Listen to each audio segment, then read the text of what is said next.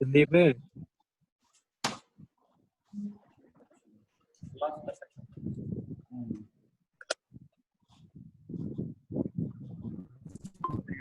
एक मिनट पड़ी है।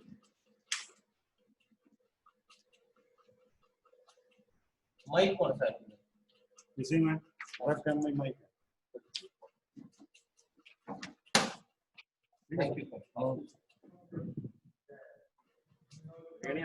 आगे भाई सारे करें शुरू।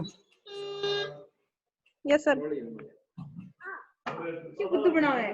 जी आगे जी। देखो बोल दे डब्बुआ खड़ा है, बोल दे डब्बुआ खड़ा है।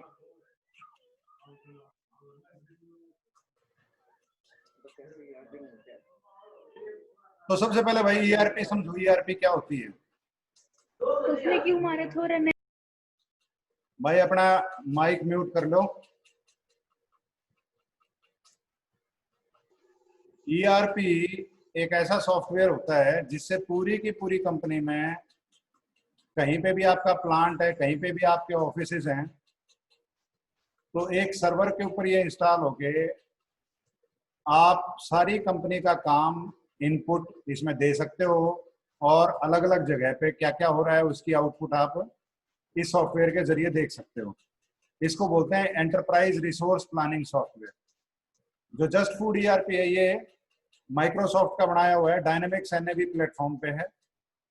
और कर क्या कह सकते हैं कि जो छोटी फूड कंपनियां हैं या बेवरेज कंपनी है या स्मॉल साइज की, मीडियम साइज की, उसके अंदर जो अलग अलग काम होते हैं, क्या काम है, चाहे वो फाइनेंस का काम है, मैन्युफैक्चरिंग का काम है, डिस्ट्रीब्यूशन का है, सीआरएम बोलते हैं customer relationship management, supply chain देखने का काम है, एनालिसिस का काम है, या ई कॉमर्स है, इलेक्ट्रॉनिक कॉमर्स है, वेबसाइट के जरिए कोई चीज बेचना है, उनका हिसाब किताब रखना है, वो सारे काम आप जस्ट फूड ईआरपी के जरिए कर सकते हो। इसके अंदर अलग अलग मॉड्यूल होते हैं। मॉड्यूल का मतलब ये होता है कि सॉफ्टवेयर का वो हिस्सा जो स्पेसिफिकली उसी काम के लिए है। जैसे इसमें एक रेसिपी मैनेजमेंट मॉड्यूल है जिसमें आप कोई भी अगर प्रोडक्ट बना रहे हो तो उसकी रेसिपी क्या रहेगी। 100 केजी बनाना है तो क्या, अगर आपको 50 केजी बनाना है तो कितनी कितनी चीज डलेंगी, तो ऑटोमेटिकली सारी रेसिपीज, एक प्रोडक्ट की, 2 प्रोडक्ट की, 20 प्रोडक्ट की इसमें मैनेज होती हैं। रेसिपी में चेंज करके आपने कुछ नया किया है तो वो इसमें, तो रेसिपी से रिलेटेड सारा काम रेसिपी मैनेजमेंट। फिर क्वालिटी एश्योरेंस से रिलेटेड काम, चाहे वो आपकी हैसएप कंप्लायंस है। हैसएप होता है hazard analysis and critical control point. ये एक सिस्टम होता है जिसके जरिए हम हैजार्ड्स को होने से रोकते हैं अपनी फूड इंडस्ट्री के अंदर। ऐसे ही जो फूड एंड ड्रग एडमिनिस्ट्रेशन है यूएस की, उसका बायो टेररिज्म एक्ट उसको भी कंप्लाई करता है, एफडीए की रिक्वायरमेंट्स को भी कंप्लाई करने का मॉड्यूल है। उनके जो जो फॉर्म बनते हैं, जो उनकी रिक्वायरमेंट है। लॉट की ट्रेसेबिलिटी, ट्रेसेबिलिटी का मतलब ये होता है कोई भी लॉट, उसमें कहाँ से क्या क्या सामान आया था जिससे वो लॉट बना था, और लॉट बनने के बाद जो एंड प्रोडक्ट था या आपका फिनिश प्रोडक्ट था, फिनिश गुड था, वो कहाँ कहाँ गया। तो शुरुआत से लेके आखिर तक आपको उसका सारे का पता होता है कि सामान से जो जो प्रोडक्ट बना था वो कहाँ कहाँ गया। तो क्यों जरूरी है, कई बार गड़बड़ हो जाती है, तब हमें पता लगता है कि अपने को अपना प्रोडक्ट रिकॉल करना है, और कौन सा प्रोडक्ट रिकॉल करना है ये अपने को लॉट ट्रेसेबिलिटी से पता लगता है कि गड़बड़ किस किस सामान में हुई थी। तो वो जो रिकॉल करने वाला काम है, ऑटोमेटेड रिकॉल का जो काम है, वो भी सॉफ्टवेयर के जरिए होता है। कोई भी बाई प्रोडक्ट है या को प्रोडक्ट्स जो इसमें बनते हैं उनका रिकॉर्ड रखने का काम, प्रोडक्ट की कॉस्ट निकालने का कि रॉ मटेरियल कितने के डल गए तो एंड प्रोडक्ट हम कितने का बेच रहे हैं, हमारी कितनी कॉस्ट पड़ी है, क्या प्रॉफिट है, क्या लॉस है। न्यूट्रिशनल वैल्यू ट्रैक करने का रॉ मटेरियल से लेकर एंड प्रोडक्ट तक, ये इसमें कौन कौन से इंग्रेडिएंट्स डाले हैं आपने उसको डिक्लेयर करने का। क्यों, क्योंकि अपने को पता है, जो हमारी रेगुलेशन कहती है कि बहुत से ऐसे इंग्रेडिएंट्स हैं जिनको आपको स्पेशली स्पेसिफाई करना होता है, क्योंकि वो नॉन एलर्जन की कैटेगरी में है। नॉन, KNOWN, ऐसे एलर्जन जिनका हमें पता है कि वो एलर्जन का काम करते हैं, और वो अगर कोई बंदा जिसको उनसे एलर्जी है अगर वो खा लेगा तो उसकी मौत तक हो सकती है। तो हमें क्या सामान डाला है ये डिक्लेयर करना, अलर्जन डिक्लेरेशन, ये सारा इसके अंदर आप कर सकते हो। मेंटेनेंस आपकी मशीनों का, कब आपने सर्विस करवाई थी, नेक्स्ट सर्विस ड्यू कब है, कब आपने पार्ट चेंज किया था, नेक्स्ट पार्ट कब चेंज करना है। फिर शॉप फ्लोर पे आपका जो जो काम हो रहा है, हर जगह पे कहीं मशीन रुकी है, डाउन टाइम आया है, या आपकी प्रोडक्शन के अंदर कोई हाल्ट आया है, प्रोडक्शन की स्पीड से चल रही है, ये फ्रेट रिकंसिलिएशन का, कहीं भी आपने सामान भेजा है या कहीं भी ये सामान आया है, रास्ते में है, कितना सामान बनाया था, कितना कहाँ कहाँ पहुंचा है, इसको कहते हैं रिकंसाइल करना, मिलान करना। तो आपका जो भी सामान आया है या गया है उसका मिलान करना, ये इसमें हो जाता है। और integrated electronic data interchange, EDI. Electronic data interchange का मतलब ये है कि आपकी आउटपुट का डाटा अगर आप कहीं भी देखना चाहें। हाँ भाई संदीप बेनीवाल। सर थोड़ा इसको जूम करना सर, स्क्रीन को क्या करूं? जूम करना सर इसको। अच्छा जूम कर दूं। अब कुछ होया बेटा?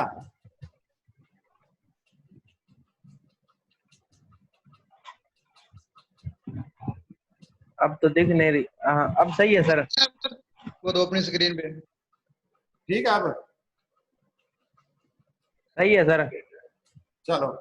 तो इलेक्ट्रॉनिक डाटा इंटरचेंज में ये होता है कि कोई भी इनपुट आपने एक जगह करी, वो डाटा दूसरी जगह किसी को देखना है तो वो देख सके, उस डाटा को यूज कर सके। चाहे आपका सेल्स का डाटा है, चाहे आपका प्रोडक्शन का डाटा है। फिर वेंडर परफॉर्मेंस ट्रैकिंग, जिनसे आप सामान लेते हो या जिनको आप सामान देते हो, किसने कितना सामान लिया, कितने पैसे आ गए, कितने टाइम में आ गए, ये सारा वेंडर परफॉर्मेंस ट्रैकिंग के अंदर आता है। रिपोर्टिंग, एस्टिमेटिंग या कोटिंग, कोई भी आपको रिपोर्ट तैयार करनी है, किसी ने आपसे कोटेशन मांगी कि भाई कितने में ये सामान दे दोगे, ये सारा आप इसके मॉड्यूल के जरिए कर सकते हो। कोई आपके स्टोर हैं, उनको आपने डायरेक्ट डिलीवरी दी है, आपकी चेन है या किसी और के स्टोर्स हैं, तो जितने भी आपके खुद के स्टोर्स को डायरेक्ट डिलीवरी जा रही है वो इसमें हो सकता है। जैसे अपना एक छोटा सा एग्जांपल दूं, हिसार में सैनी स्वीट्स है, इसकी 5 दुकानें हैं अलग अलग जगह, इनका जो सारा सामान बनता है वो एक जगह बनता है, लेकिन हर दुकान के अंदर वो एक जगह बना के और जिसको जितना जितना माल चाहिए होता है वो एक ही वैन से सभी जगह पहुंचा देते हैं। तो ये एक डायरेक्ट स्टोर डिलीवरी का एग्जाम्पल है। तो ऐसी ही कोई कंपनी है जिसके मान लो बिकानो कंपनी है, खुद के स्टोर हैं, तो अपने स्टोर में उनके क्या क्या सामान गया, कब कब गया, कितने की इन्वेंट्री गई, ये। अगला है लॉजिस्टिक्स प्लानिंग। लॉजिस्टिक्स प्लानिंग क्या है? बेसिकली कोई भी सामान आपका कहीं से आना है किसी भी जरिए से, चाहे वो जहाज से आ रहा है, चाहे पानी के जहाज से आ रहा है, बाहर से जो सामान आते हैं, या आपका ट्रक में आ रहा है, रेल में आ रहा है, या आपका कोई छोटा पैकेट है, कोई कुरियर से आ रहा है, तो ये जितने भी कैसे जाएगा कैसे आएगा, आप मान लो कमिट करते हो कि आपके पास 5 दिन में सामान पहुंच जाएगा, तो 5 दिन की आपको कैसे पता है कि कब बनेगा, फिर कब डिस्पैच होगा, कितने दिन लगेंगे वहां तक जाने में। तो ये सारी प्लानिंग आपकी इसके अंदर हो सकती है। टाइम और अटेंडेंस, लोग जब आपकी कंपनी में आते हैं, ऑफिस में आते हैं, उनकी अटेंडेंस का रिकॉर्ड रख सकता है, टाइमिंग का रिकॉर्ड रख सकता है, लेबर की शेड्यूलिंग, किस टाइम पे कौन सी लेबर, कितनी लेबर कहाँ काम कर रही थी, कहाँ चाहिए ज्यादा लेबर, तो ये सारा इसके अंदर होता है। कितने आपके कंटेनर हैं या कितने पैलेट्स आपने लगा रखे हैं, इनकी मैनेजमेंट। कैच वेट्स, बेसिकली कमी पेशी जहां रह जाती है उनको कैच वेट्स बोलते हैं। तो जहां भी कमी पेशी रह जाती है उनको पूरा करना, या उनके अंदर आपको वेरीफाई कर लेता हूं भाई।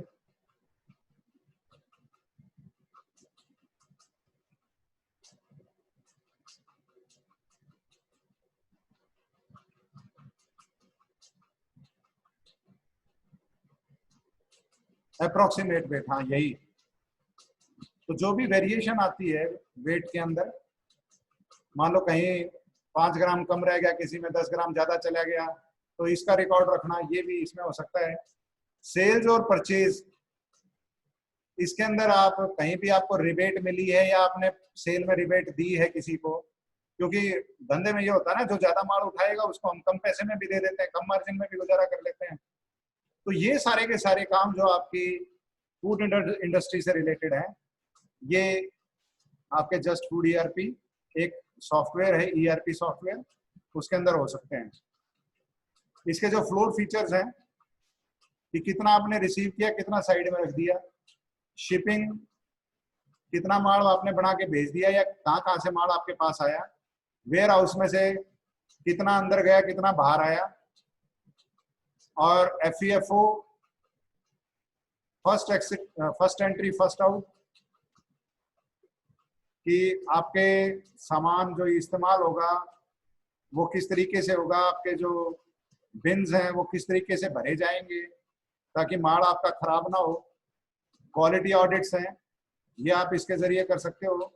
प्रोडक्शन में आपकी कितनी कंजम्पशन हुई, कितनी आउटपुट निकली, कंटेनर पैलेट मैनेजमेंट या फिजिकल इन्वेंट्री, ये सारा काम आप इसके अंदर कर सकते हो। तो बेसिकली जो ये जस्ट फूड ईआरपी है, ये सारे के सारे काम आपको करके देता है।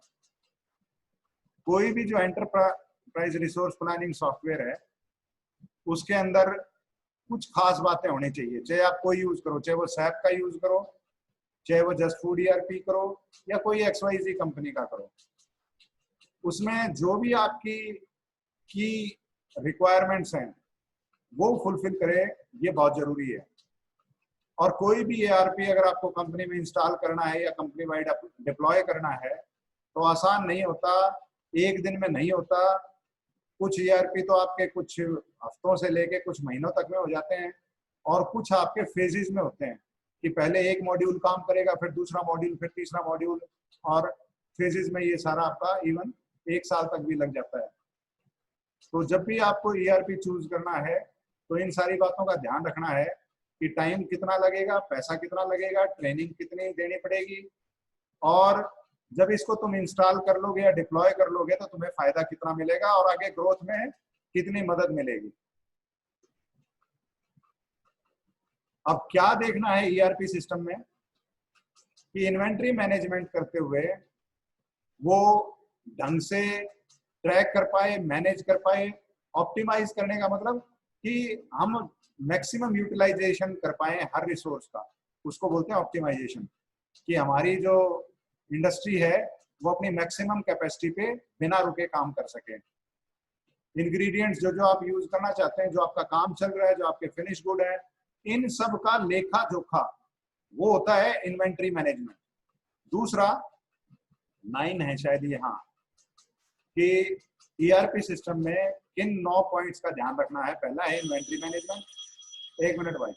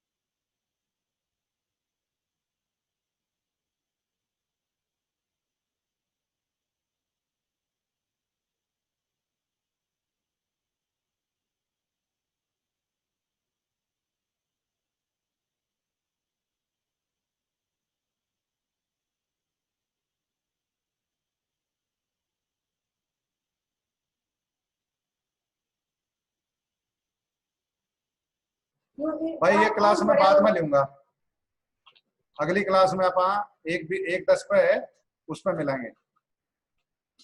Okay sir. Okay sir.